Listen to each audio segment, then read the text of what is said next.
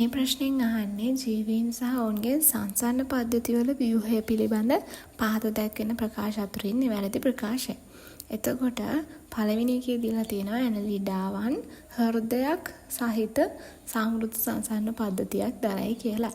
ඒක වැරදි. මොකද ඇනලිඩාවන් හෘද ගොඩක් දරනවා. හැබැයි සංවෘත සංසරණ පද්ධතිය කියන එක හරිය. මේ තියෙන රුධිර සංසරණ පද්ධතිය වර්ග තියෙන ෂෝට් නෝට් එකක්.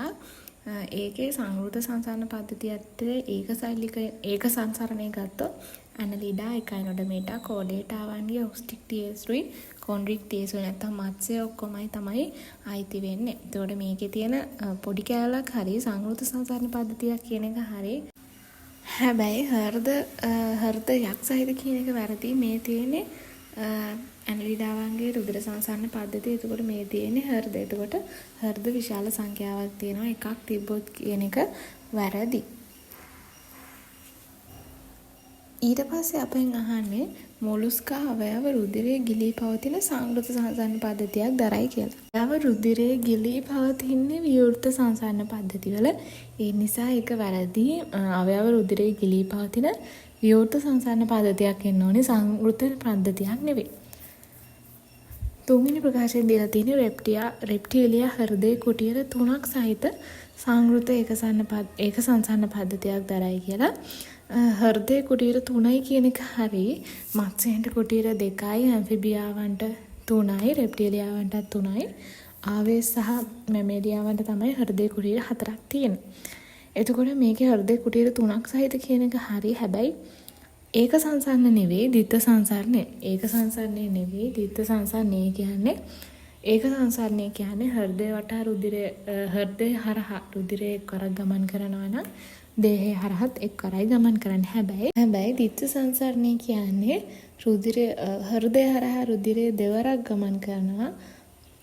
දේහය හරහා රුධිරය එක්වරයි ගමන් කරන්නේ. දේහය හරහා රුධිරය එක්වරක් ගමන් කරද්දී හෘදය හරහා රුධිරය දෙපාරක් ගිහින් තමයි ද්විත්ව සංසරණයදී.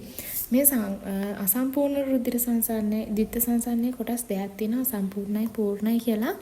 ඒකේ තියෙන්නේ අසම්පූර්ණ වෙන්නේ හෘදයේ කුටීර 3ක් තියෙද්දී.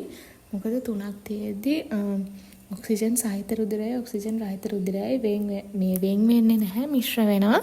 ඒ නිසා අපි කියනවා අසම්පූර්ණ ද්විත්ව රුධිර සංසරණයක් කියලා. මොකද ඒක කුටීර 3යිනේ තියෙන්නේ.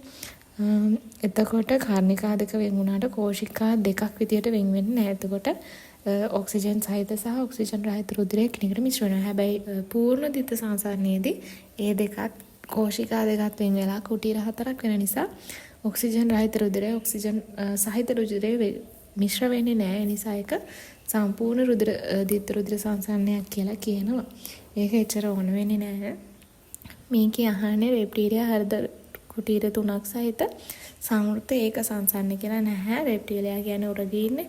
එතකොට සමහර උර්ගයෝ ඉන්නවා සංවෘත අසම්පූර්ණ ද්විත්ව රුධිර සංසරණයයි පූර්ණ ද්විත්ව රුධිර සංසරණය කරන අය ඉන්නවා.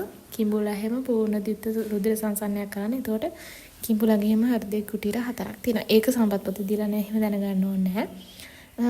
ඉතින් ද්විත්ව සංසරණයක් තමයි එන්න ඕනේ. ද්විත්ව සංසරණ පද්ධතියක් තමයි තියෙන්නේ. ඒක සංසරණයක් නෙවෙයි. ඊට පස්සේ හතරවෙනි ප්‍රකාශය තියෙනවා 1 නොඩමීටර් හොඳින් විකසනය නොවූ සංවෘත සංසරණ පද්ධතියක් කියලා. ඒක හරිය. සංවෘත සංසරණ පද්ධතිය යටතේ තමයි ඒක සරණ යටතේ 1 නොඩමීටරවන් ඉන්නේ. එතකොට ඒගොල්ලන්ගේ හොඳින් විකසනය වෙලා නැහැ. හෘදයක් එහෙම නැහැ. හැබැයි අසම්පූර්ණ යාගේ රුධිර සංසරණ පද්ධතිය. හැබැයි සංවෘත එකක් තමයි තියෙන්නේ.